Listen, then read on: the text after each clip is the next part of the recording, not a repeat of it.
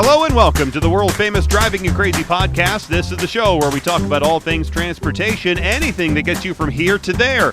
I'm the traffic anchor and the transportation reporter for Denver 7 News, Jason Luber, in wonderful and lovely Denver, Colorado. It's been very wet over the last many months.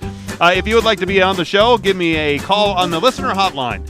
That number is 303-832-0217, or any of my contact links are in the description of the show, so you can contact me there. And, of course, if you wouldn't mind rating the show on whatever platform you're listening, I sure would appreciate that. Our morning meteorologist, her name is Lisa Hidalgo. Well, she goes out and visits schools, elementary schools, and does a weather program that she does for the kids. And not too long ago, she told me about a program that one of the schools that she visited is doing. It's called Trucker Buddy. And I go, that's interesting. What is it? And she says, well, the way she described it to me is just think of it as a in-person pen pal program with truck drivers and grade school kids. And I thought that sounded pretty interesting, so I researched it, what it's all about. And I decided I had to get somebody on the show to talk more about it. So Bill McNamee, he's been a trucker buddy for about 30 years, and he joins me now to talk all about it. Bill, thanks for being here on the world-famous Driving You Crazy podcast. Well, thanks for having me. I appreciate it. All right. So, Bill, we'll talk more about the program in just a bit. But you are not just a representative of the program, but you're a real-life truck driver. How'd you get started as a truck driver?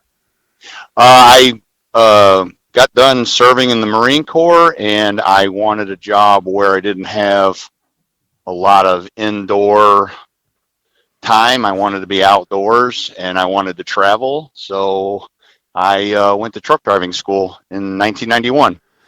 What was driving a truck like back in 1991? It was a lot different than it is today. We didn't have cellular technology. We didn't have GPS.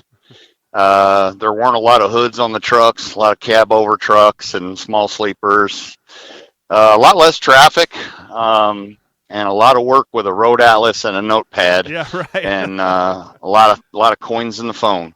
Oh yeah, exactly. The payphone. You could ask a kid now what a payphone is.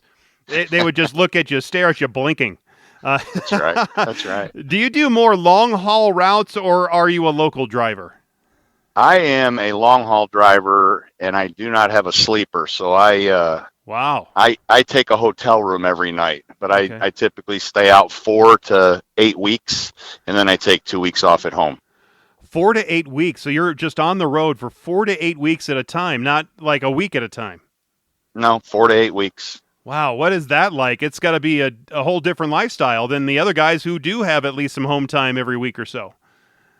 Well, sure. They have a lot of home time. They might have a day and a half off on the weekend, but when I go home, I take 2 weeks off. So I've been doing this for 32 years, and I've kind of developed a pattern where it's better for me to have longer time off so I can shut off my job and spend some good time with my family. When I only have a day and a half off, it's hard to unpack trucking and then have a good one day off, and then you got to get back in. Your mind has to get back in the game for Monday morning. So I like having more time off. Yeah. Do you have kids at home and a wife at home? I have a wife, and our children are grown, and we have four animals at home. So I guess we have kids. We're still paying a lot of money to raise dogs. That's right, furry friends there. Yeah. And it's interesting that you get to sleep in a hotel room. Is that something that you choose to do, or would you like to have a sleeper, or would you rather just sleep in hotel rooms? The first 22 years was sleeper work, and it's a lot different now. It's harder to find places to park, safe places to park. There's a lot more truck traffic.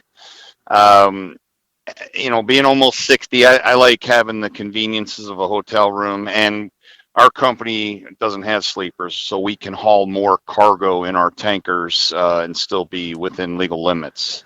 My guest is Bill McNamee. He's a professional truck driver. We're going to be talking just a little bit about Trucker Buddy and being a representative of the program. Exploring some of the trucking issues as I have on this program. You brought up one of them. Parking is a big problem. Dealing with hours of service is another major issue for drivers. Obviously, now traffic has come back after the pandemic. Are you finding those are still some of the major issues that drivers face today? Yeah, I do. There's a lot of traffic around the major cities. The over the road drivers that have sleeper trucks, they now have a split sleeper provision, so they can deal with that a little better by stopping and taking a break during peak rush hour times. But the truck parking's quite a problem out here. You know, you just imagine everybody's done at 6 p.m. and everybody's looking for a place to park. It can be a problem for the sleeper drivers. Not so much for me. I just book a hotel room and I go park in the hotel parking lot. Go find one of those Motel 6 where they leave the light on for you. Something like that, yeah.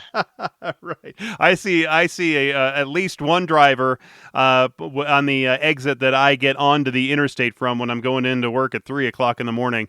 I always see a driver parked on that ramp, always hanging out. So yeah, parking is an issue, and sometimes you have to find the nearest on ramp or off ramp.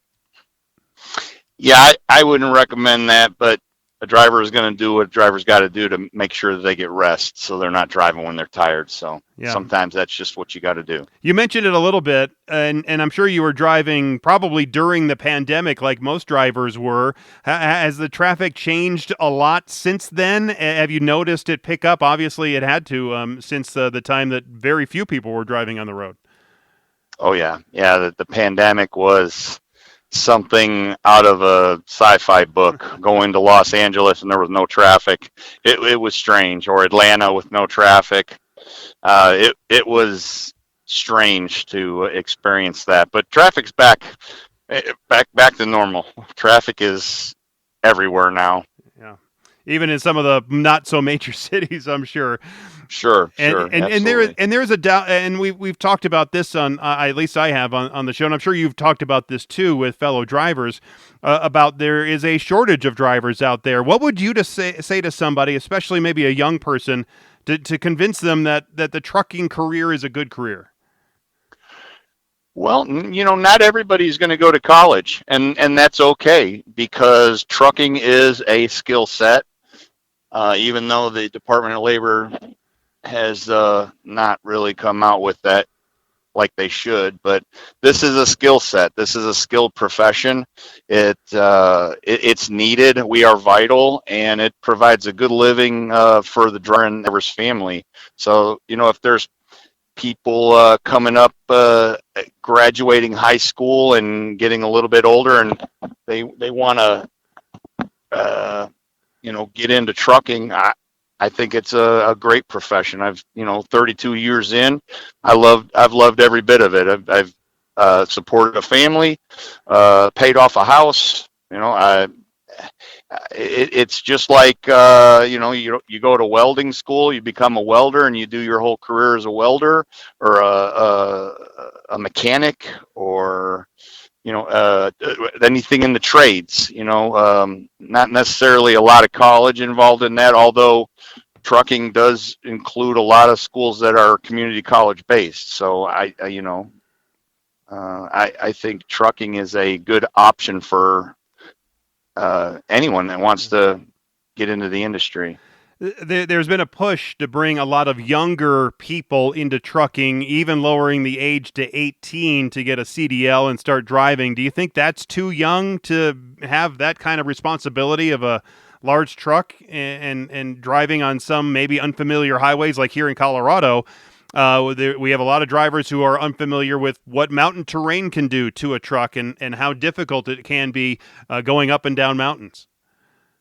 Well, it's funny that you mentioned the mountains of Colorado. You had a pretty catastrophic incident a few years ago, Right. and that actually spurred my company owner to send quite a few of us up to British Columbia to a mountain driving school. Even myself, at the time, I had 25 years of experience, you know, 23 years of mountain driving, and he sent us to a specialized school just to learn how to drive through mountain ranges. And you know, as far as the 18-year-olds, I don't think every 18-year-old could do well, but there are many who could, and there are many 18-year-olds that drive in Texas and drive from the east side of Texas all the way to the west side at 18 and 19 years old, and they're driving a semi truck.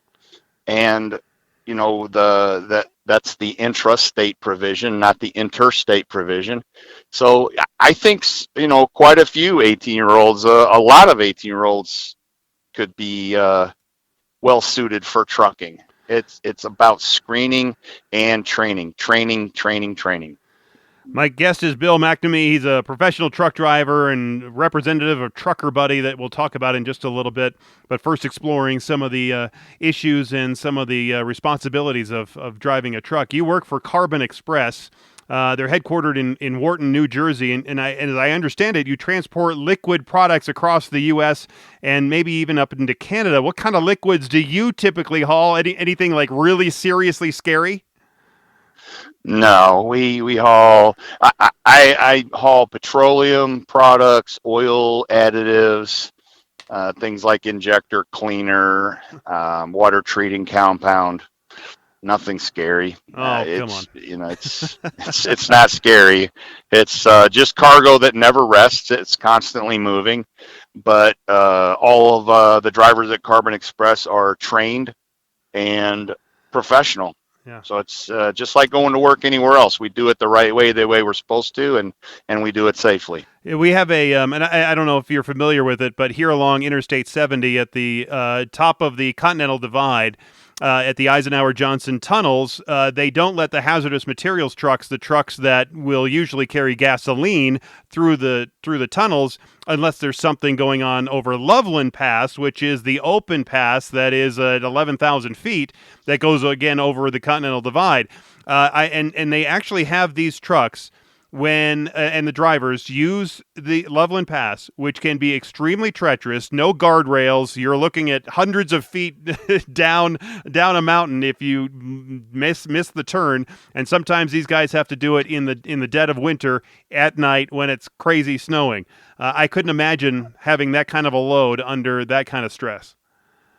Well, it's again, I'll circle around back to training and being a professional and wanting to get to our destination safely. And we want everyone that's on that pass to get to where they're going safely. So I would say that your professional drivers that travel through that pass when it's required are mindful of safety.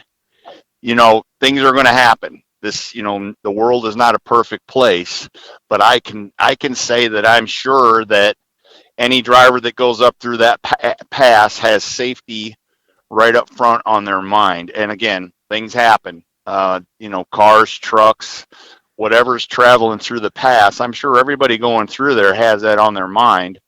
So, in the wintertime, I don't go through there because we would take the southern route. Like, let's say I was going to California, I would, sometimes avoiding the area is sometimes the best option. So we go around, we take the southern route.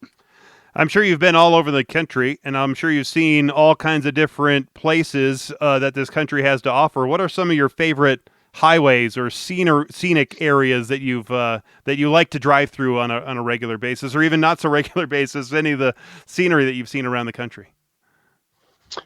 Well, geez, that's a loaded question. No.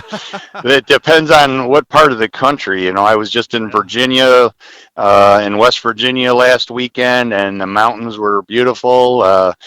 Colorado west of Denver in the summertime, going out into Utah there. That's beautiful out there. The Sandstone Rest area, I like parking in there and taking pictures. The Mojave Desert. Northern California, going up the 5 freeway up there, it's beautiful. And of course 84 going across Oregon, that's another beautiful stretch of road along the Columbia River. Those are some of my favorites. Yeah, right. My big guest is Bill McNamee. He's a professional truck driver, and we're going to start talking about this Trucker Buddy experience. It's a program that has helped a lot of truckers connect with schools. Talk more about how the program got started before we get into how you go and visit schools. Okay, so back in 1992, a truck driver by the name of Gary King started writing postcards and letters to a grade school in little town of Williams Bay, Wisconsin. It was a fourth grade class, and I believe he had a grandchild in that class. You know, early on in that letter writing and postcard campaign, the teacher recognized that there was value in that participation because it was stimulating her students and their interest in reading and writing and other subjects. She found that all of a sudden her students were actually excited about writing and reading, and she shared that with Gary, and Gary decided to start this Trucker Buddy program and start sharing it with his other driver friends. And they incorporated it in July of '92, and within the first year, Gary had mustered up 1,000 professional drivers matched with school kids all over the country. Wow. How many drivers are involved now?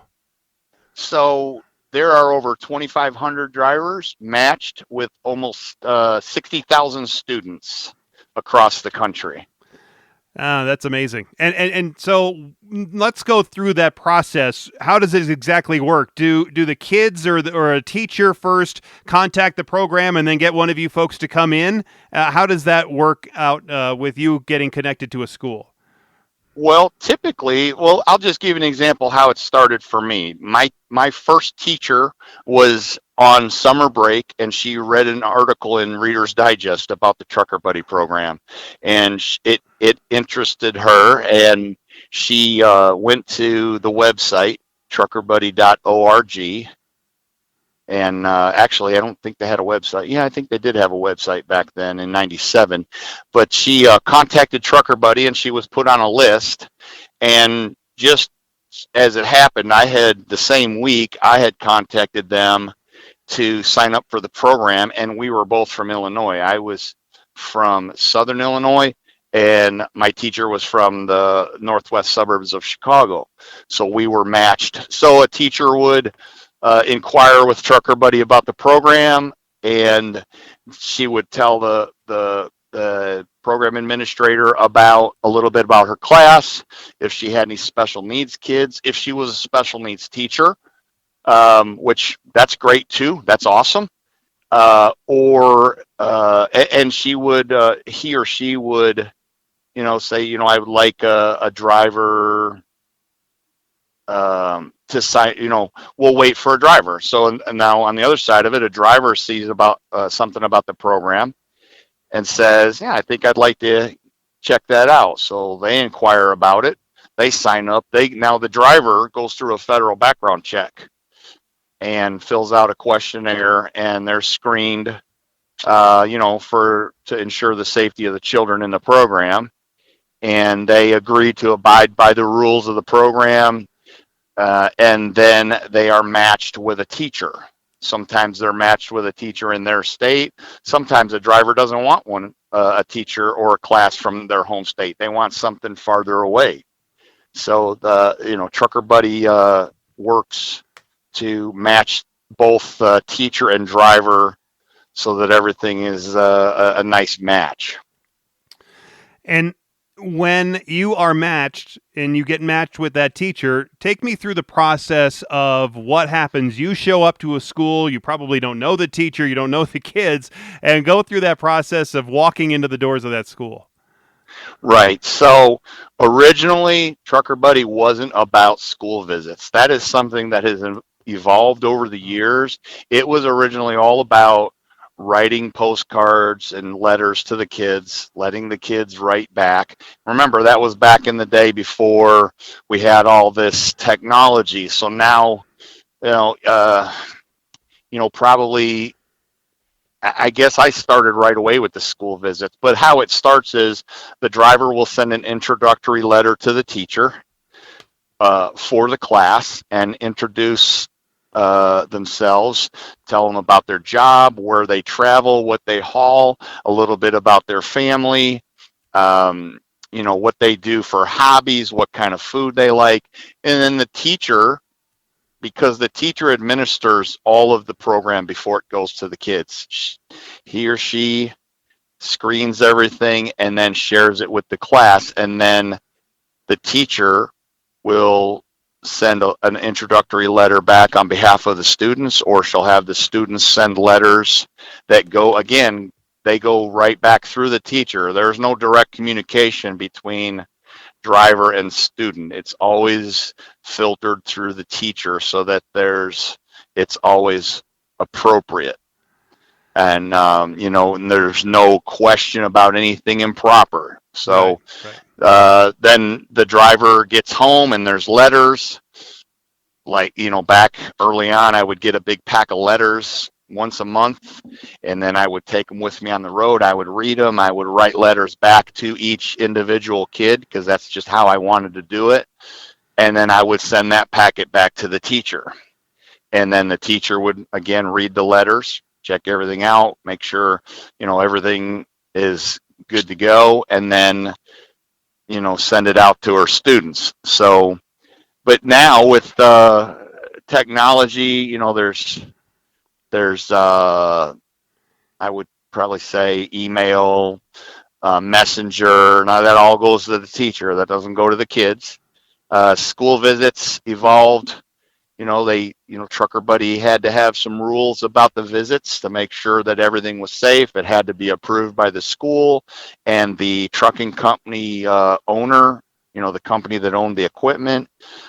Safety rules. They had to make sure that everything was proper and safe for the kids to be, if the truck was showing up for a visit. Like in September, I would show up by myself without the truck. And then in May, at the end of the year, after a year of communicating with these kids back and forth for the whole school year, I would bring the truck and spend the whole day with them. And they would tour the truck. We'd have lunch, go to recess, or gym class, play kickball, talk about trucking, talk about seatbelts, pass out prizes and little trinkets and whatnot, and spend the whole day with them. So that's how my visits go. That's pretty amazing. That sounds pretty fun, at least that May visit when you get to see all the kids. My guest is Bill McNamee. He's a professional truck driver and also a representative of the program called Trucker Buddy that we're talking about.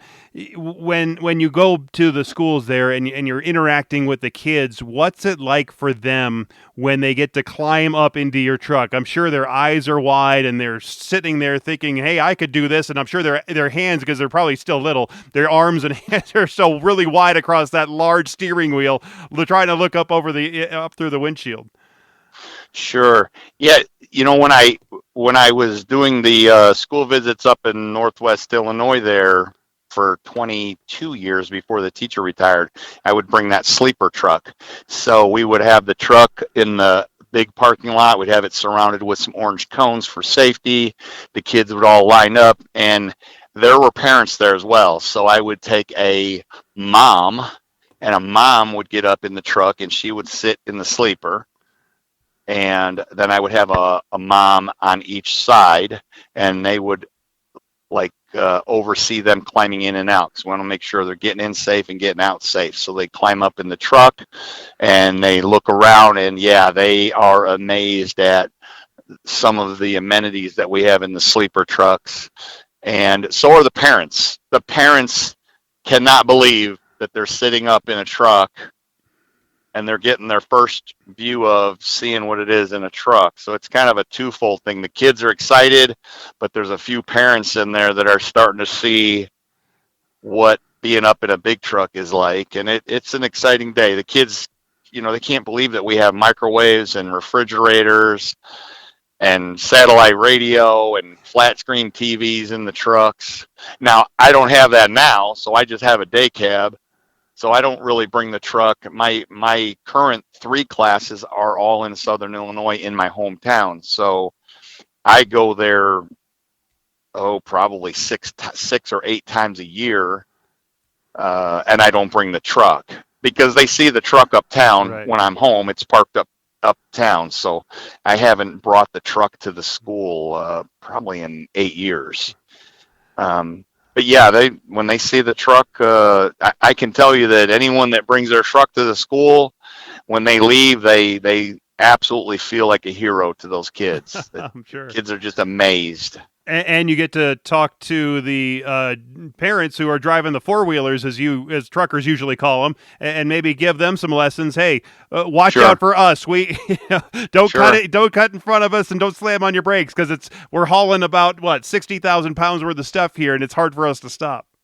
Right. Well, the funny thing is, some of the parents will come up and say, I've heard so much about you, Mr. Bill. My kid is constantly telling me to stay out of the no zone and the blind spot, and sometimes telling me, Mom, I love you. Can you please put your seatbelt on? I've been waiting to meet Mr. Bill all year long.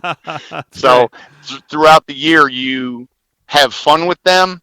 You make it absolutely fun for the kids, but while they're having fun, you're teaching them these little lessons about seatbelts, blind spots, the importance of trucking, the reason why it's not cool to be a bully in school, little lessons that they don't really, you're not, I like to say it, I'm not shoving it down their throat because we're having a really good time, but they're getting some lessons there at the same time. So I think it's a win-win for the kids and for the lessons I'm trying to teach them. And I'm sure the kids have changed over the years you've been doing this. Back in the 90s, kids are different than they are today. Yeah, they are.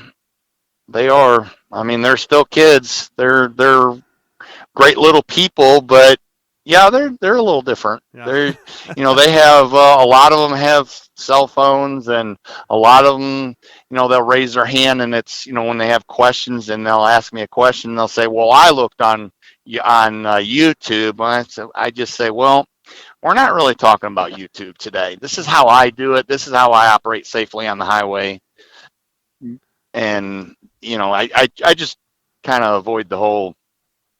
If they try to get me into a conversation about something that I don't think we should be talking about, I just change it around, and I talk about how I operate safely on the highway around cars.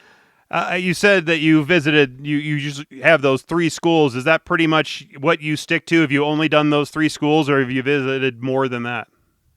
Well, I have 3 classes, but they're all in the same school. Okay. I've had a class in Uganda.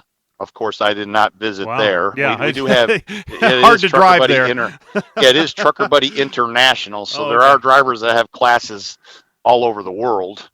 Not many, but some. I've had a few in the Chicago area, a few different ones in Southern Illinois. I actually had a class one year in the 5th grade where I went to 5th grade back in 1974. Wow. I actually had that class for a year at the grade school that I went to when I was a kid, so that was pretty cool. Yeah.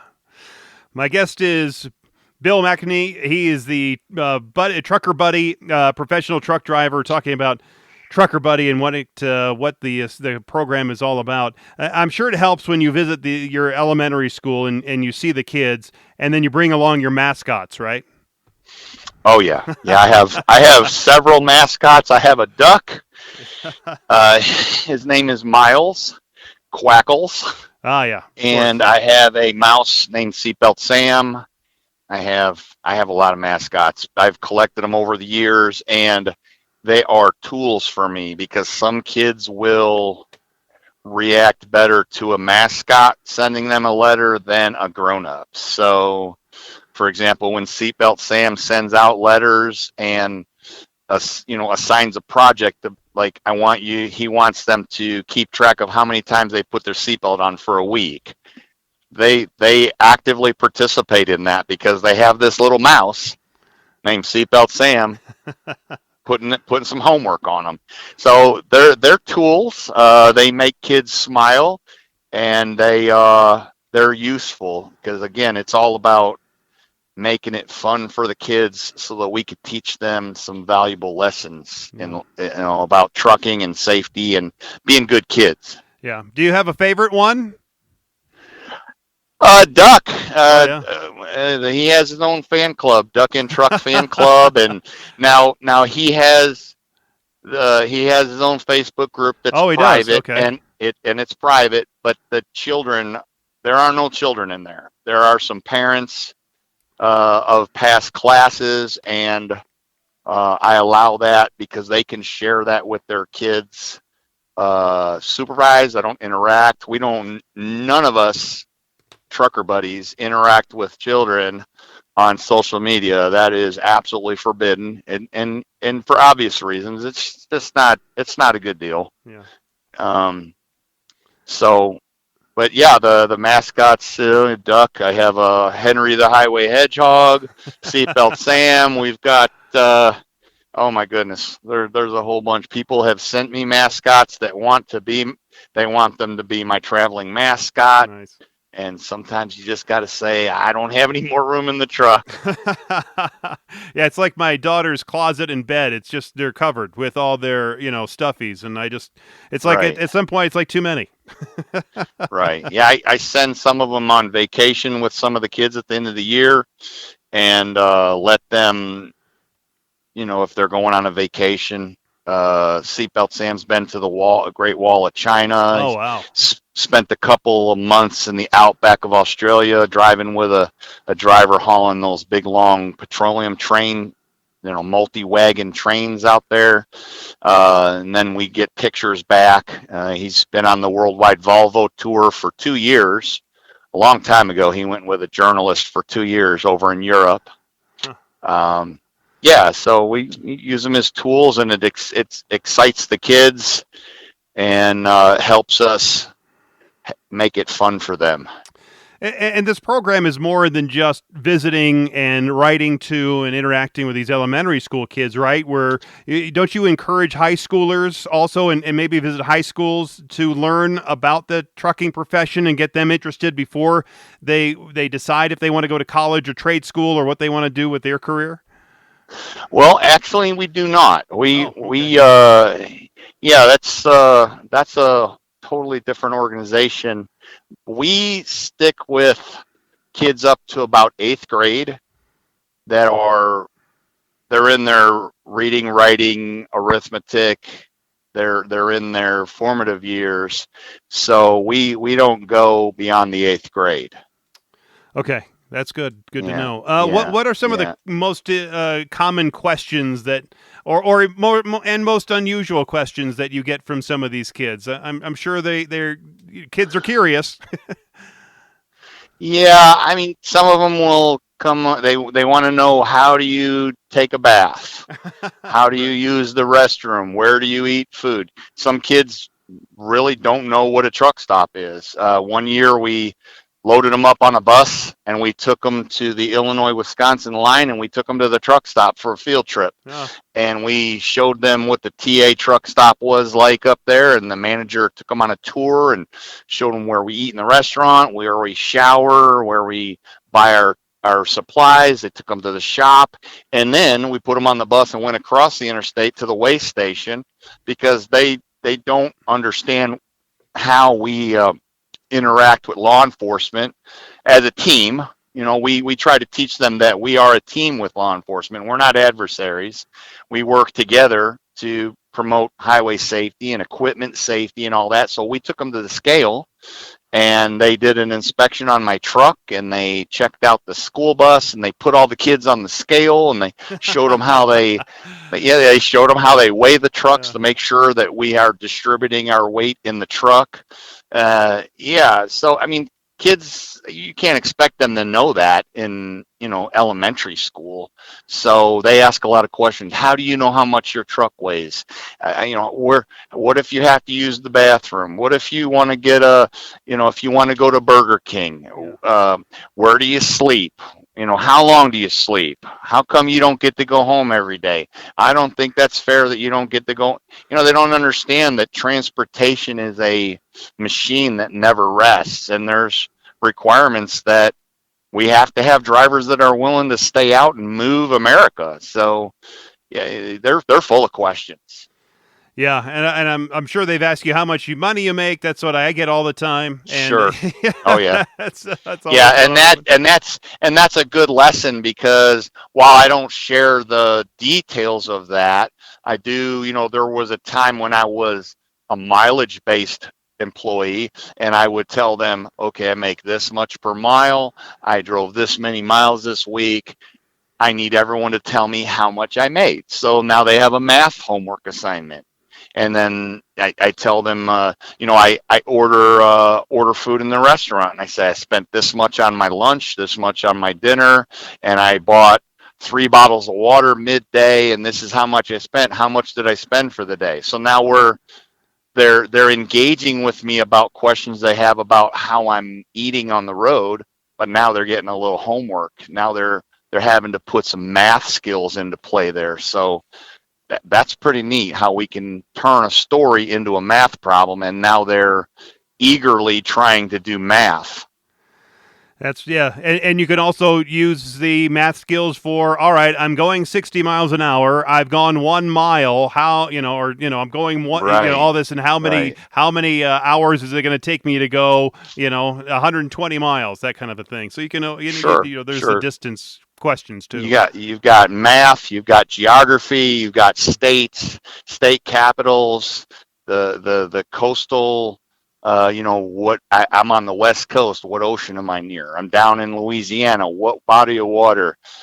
You can grab all kinds of questions and pick up brochures along the way too, in the rest areas, and send them to the class. Because honestly, there will be some kids that will not leave their hometown or their home county or their home state their whole life. I Hmm. mean, to me that's sad, but Yeah, it's reality. Some kids will never see the Eisenhower Tunnel, right. or that they'll never see New York City or the redwoods up in Northern California.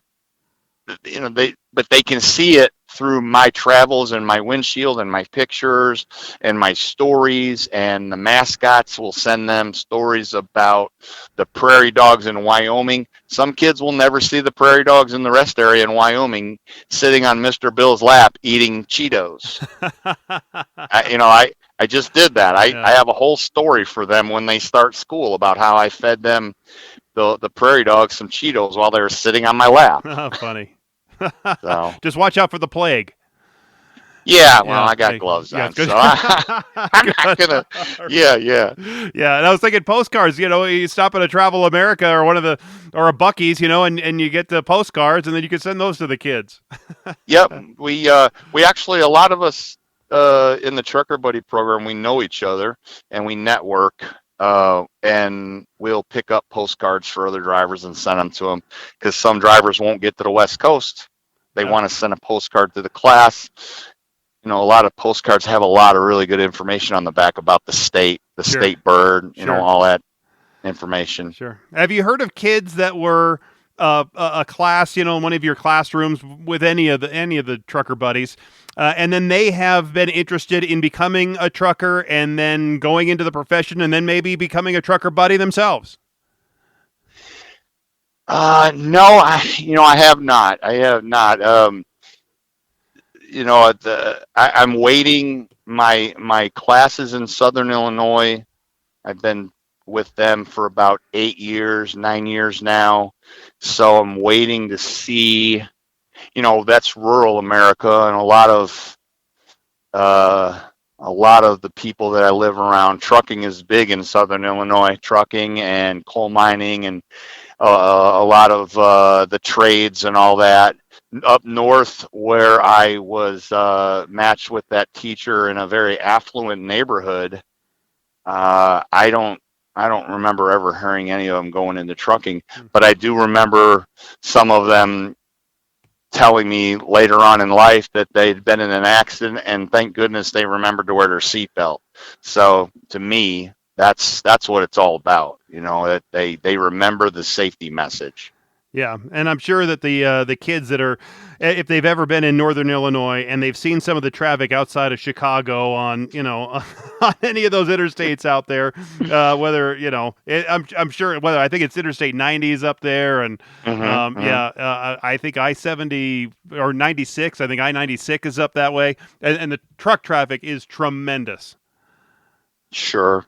Yeah, I think the kids are, once they're in the Trucker Buddy program, they're watching trucks, they're watching cars that are, driving around trucks, and I think they're picking out not only, maybe some trucks that are not, they're kind of picking out things that I talk about following too close. They're picking out cars that are in the blind spot. They're watching for things, and sometimes they're hopefully politely reminding their parents, hey, you're on the right side of that truck. Mr. Bill says you're not supposed to be in that blind spot. Yeah. So. Well, I do appreciate your time and speaking about the program and about your life on the road. Before I let you go, though, I have to say congratulations on your 2023 Citizen Driver Award and for the honor of soon having your name immortalized at a travel center of America there at Mount Vernon, Illinois. I believe that's your hometown, right? Yeah, I live in Christopher, which is about 20 miles south of there. But yeah, it's quite an honor. I'm so happy with that. Yeah, it's going to be pretty neat, I'm sure, and that's going to be a ceremony coming up in at the end of August. So, congratulations on that. And can you talk about what your feelings are with that award? Well, yeah, it's the award is awesome, but it's a culmination of being in an industry where my mentors and my peers and people that have guided me and mentored me along the way. My name's going to be on the building, but it's because of everyone that I've worked with for 32 years, not only out on the road, but at home on the fire department. I've had so many people teach me and mentor me about doing good things for other people that it's actually for all of us. I just get my name on the building. So, well, that's still pretty good. Yeah, people remember you when you have a name on a building. Sure. Okay. Well, I appreciate all your expertise and your volunteerism to do the Trucker Buddy program. Bill McNamee, truck driver, representative of that Trucker Buddy program. I'll have a link to more information to get to it in the description of this show, and so people can click it and find out all more about it. And if there's a teacher listening, then they can contact you guys and then connect with a driver, right? Sure. Yeah, it's easy. It's truckerbuddy.org or 1-800-MY-BUDDY. My Buddy. There used to be a doll or something. There was some kind of maybe it was a teddy bear, My Buddy, right? Wasn't that? I remember the commercial, My Buddy. Yeah. You know what I'm talking about. Yeah. You're making me feel old now. All right, Bill. Well, appreciate it very much. All the best to you out there on the road. All right. Thank you. Everybody drive safe and share the road with trucks. All right. There he goes. I forgot to mention that Bill is, in addition to being a driver and a trucker buddy, he's also a volunteer firefighter, licensed medical first responder, vessel examiner for the Coast Guard Auxiliary, and passionate member of No Volunteer Dies Alone and Truckers Against Trafficking. So he's a busy guy. He's also volunteers at the Veterans Affairs Hospital and advocates for positive change throughout the industry. His wife, Carrie, is a school bus driver. And I have a link, again, to Trucker Buddy and some of the links that Bill sent me right there in the description of the show. So if you're interested in the program, you can contact them there. And it was funny because I was talking, and Bill called me back, and he was telling me some interesting stories off the air about driving, and especially around here, Colorado, and some of the passes and being here in Denver. And he doesn't like driving in the winter here in Colorado. It can be challenging, very challenging for the drivers to drive around Colorado, that's for sure.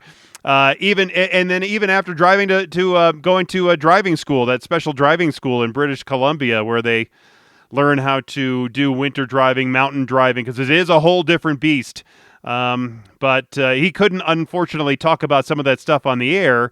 And I didn't know this because officially he apparently is with a group called America's Road Team, where he's a spokesman, basically an image spokesman for the American Trucking Association. And I don't want to get him into trouble or anything, but apparently some of the questions that I was asking him had to be approved first or through the. But I don't think we were talk about anything controversial. I did want to ask him about some of the worst traffic around the country, but I don't think he could have talked about that sort of stuff. But because he told me to get some of his comments approved first, and I didn't realize that, and because we were going to talk about Trucker Buddy, I thought it was a good opportunity since I had somebody who has so much road experience behind the wheel, what it was really like to be on the road, and I don't think there's enough talk in local media, especially about truckers and what they do and how tough of a job they have at times, and what the life is like on the road. And I think a lot of people are interested in that. And Bill was telling me it's also this program helps drivers and really helps them in a way to maybe be a more responsible driver on the roads because of the kids. Because the drivers now, if they're part of the program, have to be accountable to be safe. Because if they're not promoting safety and they're not being safe, then how can they teach that to their trucker buddies at school?